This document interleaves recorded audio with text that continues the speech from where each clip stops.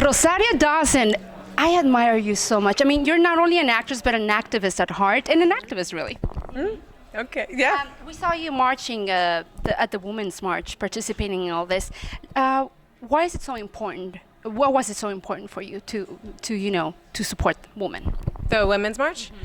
The Women's March just was, amazing because there were so many people that I knew who were part of creating it. I don't know if they were from the very beginning.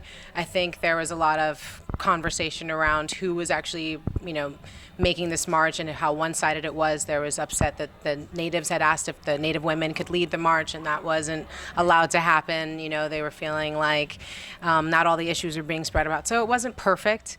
But to be there just felt really, really powerful and very cathartic to see that, I'd been to the inauguration the past 2 years, the past two before, and I was working that Friday, and then until 6:30 a.m. into Saturday that morning.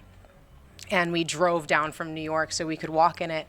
And I was like, what am I doing? I could just walk in New York. I could just whatever. But it just felt really, really powerful to be there in D.C. I've been at different movements there before, and to be there the day after the inauguration.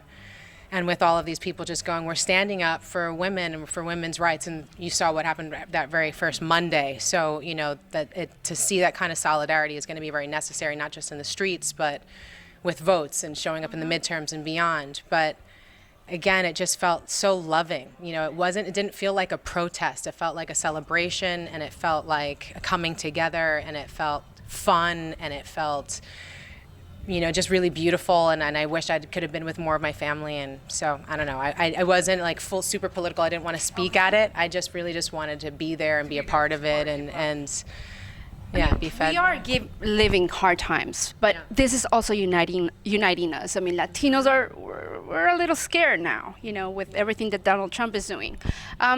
What would be the message of hope that you give to our people? And, like Toyota the slogan is "Vayamos juntos." ¿Qué diría Rosario Dawson a nuestra gente? We have needed to come together always. I think you've seen that in every community around the world, from throughout India, throughout Africa, just countries to communities to continents. People are fractured, and we are constantly pushing away from each other, even as Latinos, and not celebrating what brings us all together, but more our differences, And now we are coming together in a way that's unprecedented. And I hope something really positive comes from that. We saw that with natives, with Standing Rock, and you had 100 different tribes coming together, and they're breaking ground, and they're gonna drill. So sometimes all of us coming together doesn't give us exactly what we want, which is horrifying. But I'm still so moved and inspired, because I think if we continue to keep pushing, that doesn't continue to be the story. We lose that battle, but we have so much that we could still win. And that's the cultural war, and that's what's going to make it really possible for us to get these laws to change, is if we actually start changing how we consider and think and treat each other. And so it's horrifying that it took maybe this election to get different Latino communities to really bond together the way that they are now. But I don't think that's true. I think it's been happening. I think what it just took was for people to finally start asking who the heroes are of that. And now we're starting to celebrate it, and now it's just becoming louder. I don't want to think that people haven't been paying attention, because I know too many activists who have been. I think what's really just happening right now is that it's just electrified, and people are just making it their priority. And if that's the case, and we keep making that happen, then we're going to know who our leadership is in 2 years, in 4 years. But beyond that, we're going to know how to take care of each other, not just Latinos, but the Black Lives Matter movement coming together, the LGBTQI movement coming together, the young and old coming together. Like, it needs to be, when I was walking in the Women's March, it wasn't just women. It was men, and it was children, and it was young, and it was old, and that's why it felt so powerful and so special. And if we keep doing that, then yeah, they might drill. They might do some of these things, but they can't win the overall battle, because that's what we're passing down to our children.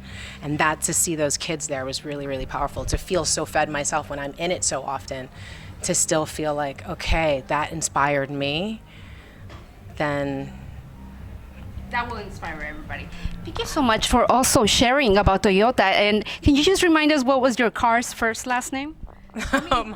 Don't you name your car? Do you name your car? Yes, the Batmo Prius. My Batmo Prius. Okay. Yes. Do you have a great memory about your first car? Can you tell us a little bit about that? Was it a Toyota? My very first car when it was like a little Caro. First car. My first car that I bought was a Prius, so that's why it felt really special to be here because I've had it for 11 years. So it's a very kind of like extension of my home, I guess. It's taking care of a lot of my family and sickness and in health, and that's been really, really special. It was part of the whole caravan when I was like running for Bernie and had like my stickers and everything everywhere. You know what I mean? Like it's gone through the journey with me, yeah, it's another journey we're on right now. So thank you for Gracias, Rosario. talking to me more about that. Vayamos juntos, Rosario. Thank you. Vayamos juntos, gracias.